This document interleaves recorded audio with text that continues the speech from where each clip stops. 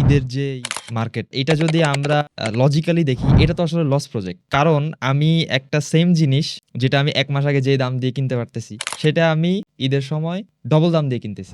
এমন যদি হতো যে আমাদের Exactly. গভর্নমেন্ট রমজানের আগের মাসে বোনাস দিয়ে দিবে, তাহলে তো মার্কেট শিফট হবে। ঢাকায় নিউ মার্কেট এমন একটা জায়গা যেখানে কেউ যদি শপিং করতে যায় তাকে হাঁটতে হয় না, নারী পুরুষ ভেতরে ধাক্কা নিয়ে যাচ্ছে। আমাদের নারীদের পোশাকের কথা বলি, এই যে কিরণমালা, বিভিন্ন ধরনের যে সিরিয়াল হয় ইন্ডিয়ান, ওই সিরিয়ালের যে ড্রেসগুলা বাজারে আসে, ঈদের সময় ওই ড্রেসগুলাই কিনে। আমি ধর্মের জন্য, মানে আমি ইসলামের একটা ইভেন্টের ড্রেস কিনছি, কিন্তু আমি কালচার ফলো করছি। যে আমরা এখানে ডিসলোকেটেড আচরণ করছি, যে আকাশ থেকে মণিমুক্তা পড়ছে, আমি একটা ছাতা মাথায় দিয়ে হাঁটছি যেন আমার পাওয়া দূরে কথা আমার গায়ের আশেপাশেও না পড়ে। এই লোকটাকে আমরা সুস্থ ভাষায় কি বলবো? কিরণমালা, যেটা কথা আমরা বলছি, এটা তো ক্লাসিক না। এটা যদি ক্লাসিক হতো তাহলে তো এই ধরনের টেক্সটগুলো নোবেল পুরস্কার পেত। জানতো ঈদ মানে হচ্ছে আজকে হ্যাভেনের দরজা বন্ধ হয়ে গেছে, হেলের দরজা খুলে গেছে, অ্যান্ড স্যাটান ইজ আনচেইনড। ওরা কি করে নাচে? স্যার, আমাদের কালচারের ভিতরে এই যে ভিন্ন সংস্কৃতির যে প্রভাব, মানে আমাদের দেশের এখন আমাদের এই যে বাঙালি কালচারের ভিতরে আমরা যে কলকাতার যে বাঙালিয়ানা কালচার, ওইটাই এখানে আমাদের এখানে কনভার্ট হয়েছে মনে হয়। যেমন আমাদের ঈদের সময় আমরা যে ড্রেসগুলা কিনি, ঈদ মানে এটা কিন্তু এক অর্থে ধার্মিকই, মানে ধর্মভিত্তিক একটা ইভেন্ট, অর্থাৎ এটা আমাদের ইসলামে বলা। তো এই ধার্মিক ইভেন্টের ভিতরে আমরা কালচারটা ফলো করছি ইন্ডিয়ার। অর্থাৎ আমরা আমরা যদি আমাদের নারীদের পোশাকের কথা বলি, এই যে কিরণমালা, বিভিন্ন ধরনের যে সিরিয়াল হয় ইন্ডিয়ান, ওই সিরিয়ালের যে ড্রেসগুলা বাজারে আসে, তারা ঈদের সময় ওই ড্রেসগুলাই কিনে। আমি ধর্মের জন্য, মানে আমি ইসলামের একটা ইভেন্টের ড্রেস কিনছি, কিন্তু আমি কালচার ফলো করছি মানে এই বিধর্মীদের। কথাটা আমি একটু আগে বলেছি অল্প করে, এখন আমি আবার বলবো, আমি রিপিট করি। সেটা হলো যে প্রথমত হচ্ছে এটা আমাদের ব্যর্থতা, আমরা দিন বুঝিনি, দিন পালন করি না। আমাদের ব্যর্থতা, আমাদের ব্যর্থতা, তাই কালচার কি হয়েছে আমরা বলছি এটা এখনো হ্যাবিটেট তো বটেই। সেখানে আমরা দেখতে পাচ্ছি যে পাশের দেশের একটা কালচার, ভিন দেশের একটা কালচার আমাদেরকে ডমিনেট করছে, রাইট? এবং ধর্মের ক্ষেত্রে, ধর্মের ইভেন্টে আমরা এর এর একটা এর একটা কারণ হচ্ছে, এর একটা বড় কারণ হচ্ছে যে আমরা এখানে ডিসলোকেটেড আচরণ করছি। ওই যে আমি বললাম যে আমাদের যেই মানে সোসাইটাল যেই একটা বন্ডেজ বা সোশ্যাল যেই আইডেন্টিটি, এই আইডেন্টিটি আমরা তৈরি করিনি। আমরা কোনো অজানা কারণে ইনফেরিয়রিটি কমপ্লেক্সে ভুগছি, আমরা আরেকটা কালচারকে সুপিরিয়র মনে করছি। এবং এই দিক দিয়ে আমি একটা ইন্টারেস্টিং কথা বলি, এই দিক দিয়ে আফ্রিকান পিপল তারা আমাদের থেকে অনেক এগিয়ে। আফ্রিকান পিপল তারা কিন্তু এই এই দল বেঁধে গণহারে ইউরোপিয়ান ট্রেডিশনকে গ্রহণ করে না এখন যারা আছে। এবং ডিকলোনাইজেশন যত মুভমেন্ট, যত বড় বড় মানে তত্ত্বগুলো আছে, বেশিরভাগই ব্ল্যাক পিপলদের কাছ থেকে এসছে। তো আমরা যেটা করছি সেটা হলো যে আমরা বাংলাদেশে বাস করছি, ঠিক আছে, কিন্তু আমরা নিজেরা ডিসলোকেটেড আচরণ করছি। বাঙালি মুসলিমের কোনো কালচার আমি বাঙালি বুঝবো না, আমি বলছি জনগোষ্ঠী, ওই জনগোষ্ঠীর কালচার। এখন সেই জনগোষ্ঠীর কালচার কি হবে? সেই কালচার হবে তার ধর্মীয় বিশ্বাস এবং তার জীবনাচরণ মিলিয়ে তার সংস্কৃতি তৈরি হবে। এখন আমার যদি ধর্মীয় বিশ্বাসে গলত থাকে, আমার যদি ধর্মীয় আন্ডারস্ট্যান্ডিংয়ে গলত থাকে, তাহলে আমার কালচারও গলত থাকবে। আর যদি আমার ধর্মীয় আন্ডারস্ট্যান্ডিং ঠিক থাকে এবং আমি যদি প্র্যাকটিসিং মুসলিম হই, এই জনগোষ্ঠী ধরি যে এই 10 কিলোমিটার এলাকার যে জনগোষ্ঠী, যদি সকলে যদি প্র্যাকটিসিং মুসলিম হয়, তার ধর্মটা ভালো করে বোঝে, তাহলে তার কালচারের মধ্যে কখনই কিলোমিটার ড্রেস ঢুকবে না। তার কালচারের লোক জানবে ঈদ আনন্দের দিন, কিন্তু ঈদের দিন ট্রাক ভাড়া করে ওই সাউন্ড বক্স লাগিয়ে গান গাওয়ার দিন নয়। এরা ট্রাক ভরে গান গেয়ে গান গাচ্ছে মানে হচ্ছে আমরা দিন বুঝতে পারিনি, আমাদের গড়ে হাত দিতে হবে কালচার দোষ পরে দিয়ে।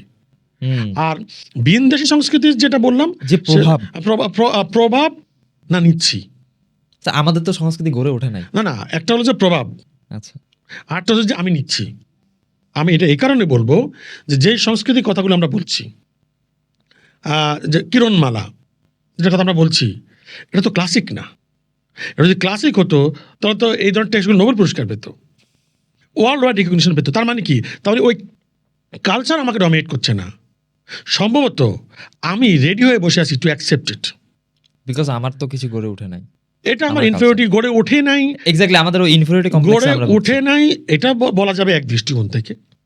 আরেক দৃষ্টিকোণ থেকে হচ্ছে যে আমার কালচার নিয়ে আমি সন্তুষ্ট না, আমি মনে করছি যে ওটা সুপেরিয়র কালচার। এবং এটাকে হোমিকে বাবা একদম তাত্ত্বিক, তো ওনার একটা বিখ্যাত প্রবন্ধ আছে দ্য আদার কোয়েশ্চেন, উনি মিমিক্রি। মিমিক্রিটা একটা এরকম যে আমাদের মিমিক্রিটা হয়ে গেছে এপিস মানে বানরের মতো। বানরকে চিড়িয়াখানায় গিয়ে আপনি ভেংসি কাটেন, বানর আপনাকে ভেংসি কাটবে। বানরকে যদি আপনি একটা বাদাম ছুঁড়ে মারেন, সেটা খেয়ে আপনাকে আবার ছুঁড়ে মারবে। এটা হচ্ছে বানর হুবহু আমাকে ইমিটেট করছে। তো আমরা আমাদের জনগোষ্ঠীর বিশাল অংশ আমরা অন্য কালচারকে ঠিক এইভাবে ইমিটেট করছি। এটা ওই কালচারের গুণ আমি বলবো না, এটা আমাদের দোষ। আমরা গ্রহণ করছি, আমরা গ্রহণ করতে উন্মুখ হয়ে বসে আছি।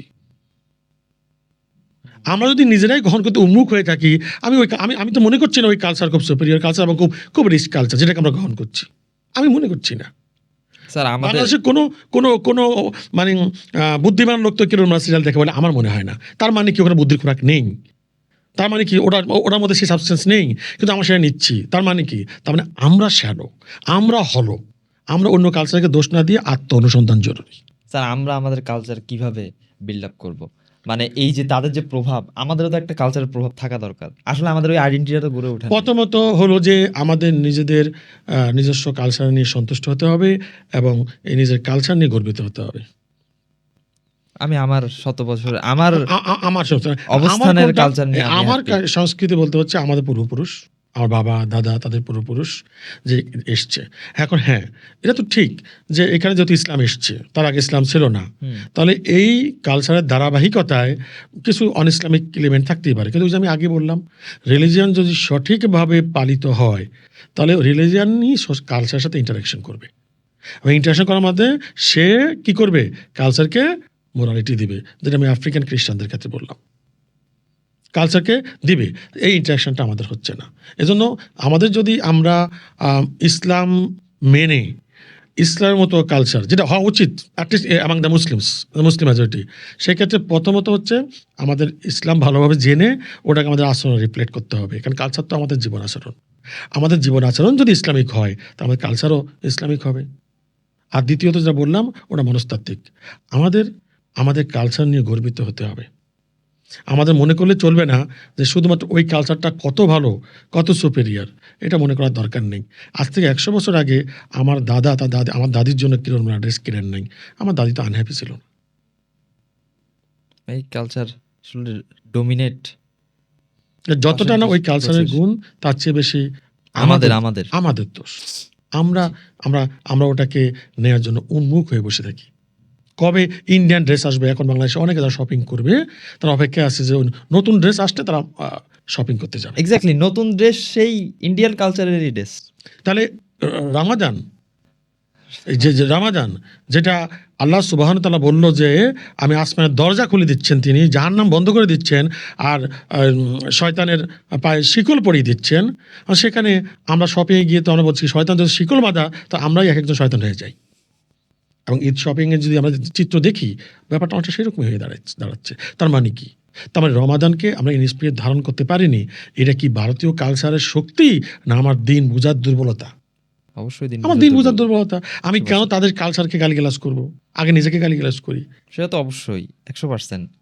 আমরাই তো আমাদের দিনটাকে আসলে ওইভাবে রিজার্ভ করে রাখা যে হ্যাঁ, দিন যত বাংলাদেশে বেশি- আমরা গত বেশ কিছু বছর এই কালচারটা দেখতে পাচ্ছি যে ঈদের দিন ছেলেরা পিক আপ ভাড়া করে, বড় সাউন্ড বক্স বাজায়, গান গিয়ে নেচে বেড়াচ্ছে। All of them are Muslims. আর আমরা প্রশ্ন ছিল সংস্কৃতি কীভাবে তৈরি করবো? সংস্কৃতি তৈরি করার আগে এদেরকে দিন শেখাতে হবে। ওরা যদি জানতো ঈদ মানি হচ্ছে কি, ওরা যদি জানতো ঈদ মানি হচ্ছে আজকে হ্যাভেনের দরজা বন্ধ হয়ে গেছে, হেলের দরজা খুলে গেছে, অ্যান্ড স্যাটান ইজ আনচেইনড, ওরা কি করে নাচে? এটা আসলে স্যার এই যে এই সংস্কৃতিটা, এই যে সাউন্ড বক্স নিয়ে ট্রাকে এই ট্রাকে ছেলেগুলোকে যদি অন্তরাত্মায় তাদের অন্তরস্থ হতো এই হাদিসটা যে রামাদান পেল, জীবনে গুনাহ মাফ করতে পারলো না, সে ধ্বংস হোক।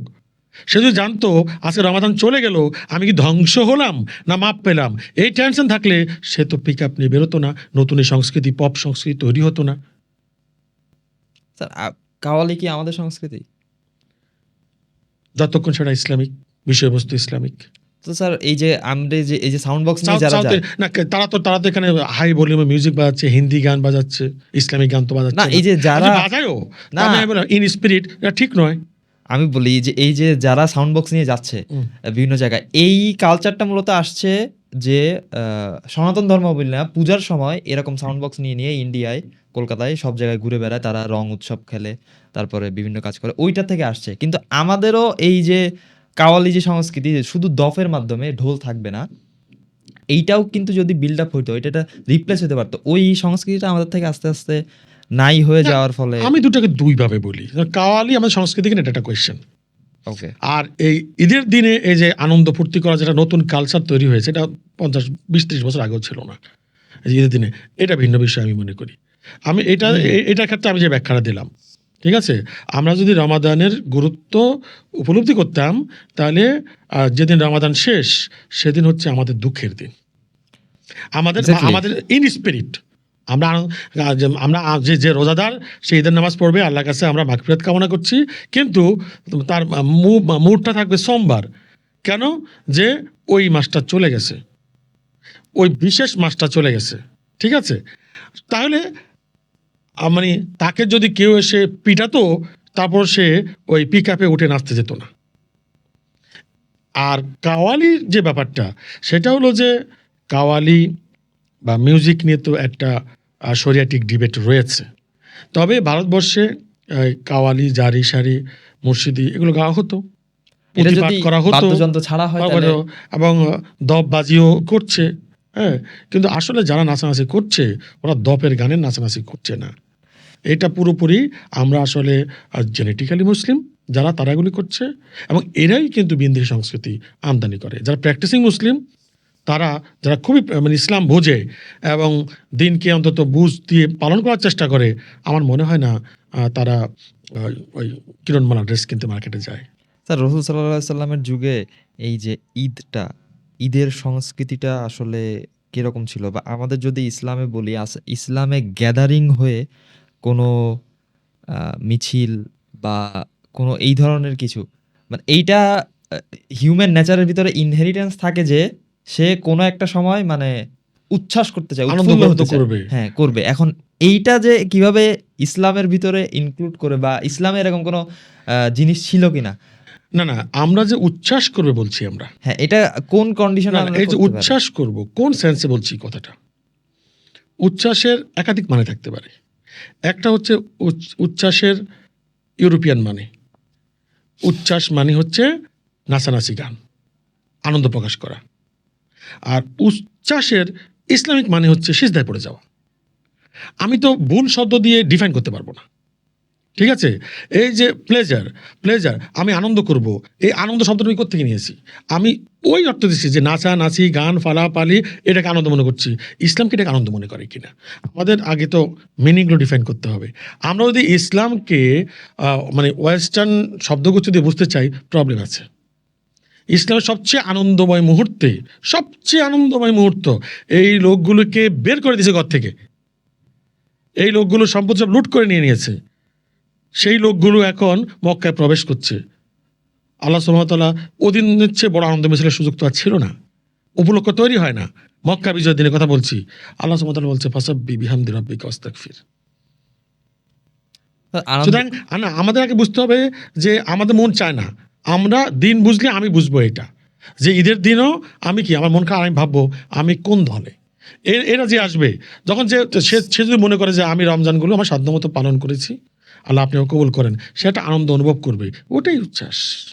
আনন্দ মিছিলে আমি সোশ্যাল গ্যাদারিং এর বিরুদ্ধে নই, তো আনন্দ মিছিল এটা আমি আনন্দ যেটা মিছিল বুঝেছি। না, আনন্দ মিছিল ইসলামের মনে হয় সংস্কৃতিতে আছে। যেমন রাসূল সাল্লাল্লাহু আলাইহি ওয়াসাল্লাম যখন মদিনায় প্রবেশ করছেন, তখন কিন্তু মদিনার আনন্দ মিছিল ছেলেমেয়েরা নয়, ওটা ছিল ওয়েলকামিং দ্য তো প্রফেট। এরকম একসাথে গ্যাদারিং হয়ে হাঁটা বা মিছিল না করা। কিন্তু না, এবং একসাথে মক্কা gathering বিজয়ের নয়। সময়ও মক্কা সবাই বিজয়ের একসাথে। সময় তো আল্লাহ রাসূল সিজদা করতে করতে মক্কায় প্রবেশ করেছেন। আচ্ছা, সিরাত গ্রন্থে তাই দেখতে পাই আমরা, বিনয়ী, অবনত, এবং আল্লাহ বলেছেন তওবা করুন, ওকে। আর তাসবিহ পড়ুন। অ্যাকচুয়ালি দুনিয়া তো আসলে উদযাপনের জায়গা না, আমরা তো ওই কনসেপ্টটাই আসলে মনে হয় আমাদের ভিতরে আমি তো এক কথাই বললাম, ওই দিন যদি আমরা প্রচার পুরোপুরি নাই। বুঝি না, যেহেতু এখন ঈদ নিয়ে কথা হচ্ছে তাই আমি বারবার রমজানের রেফারেন্স দিচ্ছি, আচ্ছা, আচ্ছা। যে রমাদানের সেন্সটা ওকে। অলরাইট অ্যাজ এ হোল বললে সেটা ভিন্ন বিষয় না, তার মধ্যেও যতটুকু আনন্দ বৈধতা তো করাই যাবে। এইজন্য তো ২ দিন তো ফিক্স করে দেওয়া হয়েছে। স্যার এই যে ঈদের যে মার্কেট, তো এই মার্কেট স্যার এটা যদি আমরা লজিক্যালি দেখি এটা তো আসলে লস প্রজেক্ট। কারণ আমি একটা সেম জিনিস যেটা আমি ১ মাস আগে যে দাম দিয়ে কিনতে পারতেছি, সেটা আমি ঈদের সময় ডবল দাম দিয়ে কিনতেছি। উইথআউট লজিক কেন কিনতেছি আমি? এটা তো আমি ১ মাস আগেই কিনতে পারি। তো এইটা নিয়ে আপনি কি বলবেন? আমি পুরোপুরি লস প্রজেক্ট বলবো না, কারণ এটা কেন্দ্র করে একটা ইকোনমি তৈরি হয়েছে। এটা আমাদের কনজিউমার ইকোনমিকে ফ্যাসিলিটেট করছে, ঠিক আছে? একটা সোশ্যাল ইকোনমি তৈরি করেছে রমজানের in a personal point of view. কেন্দ্রিক। এখন বিষয়টা হচ্ছে এরকম যে এমন হয় যে what you have said that ১ মাস পরে অর্ধেক দামে কিনতে পারি, কিন্তু ১ মাস আগে ওই প্রোডাক্টটা বাজারেই থাকে না। ওটা তো স্যার বিকজ ওই অফ যে দ্য কালচার, না because of the culture. Culture, তারা কালচার। জানে যে বেচা বিক্রি শুরু হবে রমজানের ২০-এর পর থেকে। তাহলে এই কেন্দ্র করে একটা ইকোনমি তৈরি হয়েছে, মানে মানুষের কর্মসংস্থান তৈরি হয়েছে, ঠিক আছে? পুরো আমাদের এই মানে এটাকে বলে যে মানে কালচারাল কনসিডারেশন অফ ইকোনমি, ইকোনমিও কিন্তু সংস্কৃতি দ্বারা প্রভাবিত। আমরা সেই সংস্কৃতির মাধ্যমে অর্থনীতিটা মানে রূপ দাঁড় করিয়েছি। এখন হুট করে এটাকে ব্যান করে দেওয়া খুব কঠিন। এটা হচ্ছে প্রথম কথা। দ্বিতীয়ত হচ্ছে যে আমাদের পোশাক-আশাক কেনার ফিলোসফিটা এটাই হওয়া দরকার ছিল যে যখন আমার পোশাক লাগবে তখন এই পোশাক কিনবো। ঠিক আছে? এখন ঈদে নতুন পোশাক পরবো, আনন্দ করব, এটাও সীমার মধ্যে থাকলে আ আমি মনে করি যে অসুবিধা নেই। যেহেতু আমি র‍্যাডিক্যাল দৃষ্টিভঙ্গি থেকে দেখছি না কোনো বিষয়কেই। কিন্তু এই ঈদ শপিংয়ের একটা আধ্যাত্মিক দৃষ্টিভঙ্গি আছে। আধ্যাত্মিকতার জন্য মারাত্মক এবং ক্ষতিকর একটা দৃষ্টিভঙ্গি আছে। সেটা হলো বাংলাদেশে আমরা যখন ঈদ শপিং করি, আমাদের ঈদের সময় যে কেনাকাটাগুলো করা হয়, বিশেষ করে রমাদানে, সেখানে ঈদ শপিংটা শুরু হয় কখন? ইউজুয়ালি ২৭ মানে লাস্ট 10 ডেজ অফ রামাদান। সবাই স্যালারি পাচ্ছে, বোনাস পাচ্ছে, ওটা একটা সংস্কৃতির অংশ। ওই সময় এমন যদি হতো যে আমাদের Exactly. গভর্নমেন্ট রমজানের আগের মাসে বোনাস দিয়ে দিবে, তাহলে তো মার্কেট শিফট হবে। এখন আমরা চিন্তাই করিনি, যে আমি যে কথা বলেছিলাম যে প্রবলেমটা হচ্ছে আমাদের আন্ডারস্ট্যান্ডিং অফ দিন। সেটা হলো যে আমরা ইমাজিন যে আকাশ থেকে মণিমুক্তা পড়ছে, আমি একটা ছাতা মাথায় দিয়ে হাঁটছি যেন আমার পাওয়া দূরের কথা আমার গায়ের আশেপাশেও না পড়ে। এই লোকটাকে আমরা সুস্থ ভাষায় কি বলবো? বুদ্ধিমান না পাগল? ঠিক এই কাজটাই আমরা শেষ ১০ দিন শপিং করতে গিয়ে করছি। ওই শেষ দিনটা হচ্ছে শবে কদরের দিন। ওই শবে কদরের রাতগুলোতে আমরা সাথে আমাদের মা বোনদের নিয়ে গিয়ে আমরা শপিং করছি। এবার পর্দার লঙ্ঘন তো হচ্ছেই। তার মানে বাট হচ্ছে এরকম যে আকাশ থেকে মণিমুক্তা পড়ছে, যে ব্লেসেড নাইট, ওই ১০ দিনের যে কোনো এক রাত, ওই রাতটা আমরা কাটাচ্ছি কোথায়? মার্কেটে। ওই রাতটা আমরা কাটাচ্ছি শুধু মার্কেটে নয়, ঢাকায় নিউ মার্কেটে এমন একটা জায়গা যেখানে কেউ যদি শপিং করতে যায় তাকে হাঁটতে হয় না। নারী পুরুষ ভেতরে ধাক্কায় নিয়ে যাচ্ছে। কোন সময়? যে সময় ওই একটা সম্ভাব্য মহিমান্বিত রজনী। তাহলে এই পাগলামি আমরা কেন করছি? এই পাগলামির এই কেনাকাটা সংস্কৃতিটা কারা তৈরি করেছে? যারা বেচে মুসলিম, যারা কিনছে তারা মুসলিম। এখন কি এটা কি ওই মার্কেট কেনাকাটার প্রবলেম, নাকি আমি সবাই কদর বুঝিনি? সুতরাং আমরা যদি আন্ডারস্ট্যান্ডিং অফ দিনটা ঠিক হয়, আমাদের কালচার কি হবে? ইন্টারাকশনের পরে মিথস্ক্রিয়া এবং তারপরে বিবর্তন। ওই বিবর্তনের জন্য আগে আমাকে বুঝতে হবে, তারপরে আমি ইন্টারেক্ট করে কালচারকে ঠিক করব। মানে স্যার সবার আগে গার্মেন্টস মালিকদের বোঝা উচিত বোনাসটা যাতে আগে দিয়ে দেয়। সকল ক্ষেত্রে দেওয়া উচিত। আমি ইন্টারেস্টিংলি সকল মুসলিম দেশেই এই কাজটা হচ্ছে, শুধু বাংলাদেশে নয়। তবে অন্যান্য আরব মুসলিম দেশগুলোর ক্ষেত্রে সেখানে অনেক মানে মেয়েদের, মহিলাদের ফ্লেক্সিবলি মার্কেটিং করার সুযোগ আছে। আমি মনে করি বাংলাদেশে কিছু অনলি ফিমেল মার্কেট হওয়া দরকার, যেখানে সেলসম্যানও থাকবে, সেলস গার্লও থাকবে, মহিলারা সেখানে গিয়ে কেনাকাটা করবে। কারণ অনেক ক্ষেত্রে আমার কাছে মনে হয় জামা কাপড় কেনার ক্ষেত্রে ফিমেলদের উইজডম মেলদের থেকে একটু বেশি। সুতরাং যদি ফিমেল কলেজ, ফিমেল স্কুলের মতো কিছু ফিমেল শপিং মল থাকে, তাহলে বন্ধ হয় না। গ্রেট আইডিয়া যারা বিজনেসম্যান আছেন তাদের জন্য। আর এটা আসলে ফলো করা উচিত সবার প্রথম মাদ্রাসার টিচারদের। মাদ্রাসার টিচাররা যদি এইটা ফলো করে আগে বোনাসগুলো দিয়ে দেয়, অ্যাটলিস্ট মাদ্রাসার লোকজনরা আগে শপিংটা শেষ করে ফেলতে পারে। মাদ্রাসা তো সংস্কৃতির বাইরেও নয় এবং রাষ্ট্রীয় ব্যবস্থাপনার বাইরেও নয়। সুতরাং আমি এরকম এক পেশায় মন্তব্য করতে পারছি না। ওকে, পুরোটাই স্যার, সিস্টেমের অংশ।